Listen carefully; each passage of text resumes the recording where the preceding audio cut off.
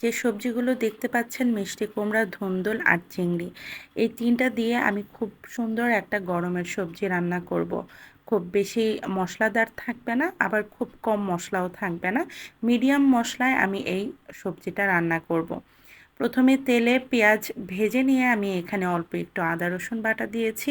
তারপর দিয়ে দিচ্ছি হলুদ, জিরা আর মরিচ গুঁড়া, একটু লবণ দিয়ে একটু পানি দিয়ে এই মশলাটাকে আমি একটু ভালোভাবে কষাবো। তারপরে এখানে দিয়ে দিব চিংড়ি মাছটা। চিংড়ি মাছটা কিন্তু সেদ্ধ হতে খুব বেশি সময় লাগে না। এটা আমি এখানে একটু কষাবো, তারপর এটা কষানো হলে দেখেন সবজির কালারগুলো দেখে এমনিই কাঁচা খেতে ইচ্ছে হচ্ছে। এই সবজিগুলো দিয়ে একটা টমেটো এখানে আমি দিয়ে দিচ্ছি আলাদা একটা টেস্ট আনার জন্য।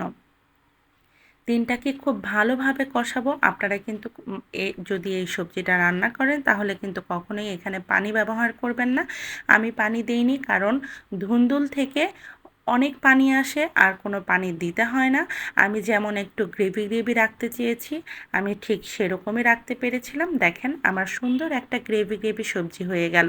গরমের জন্য এই সবজিটা খুবই উপকারী। আপনারাও এরকম করে দেখবেন। ধন্যবাদ।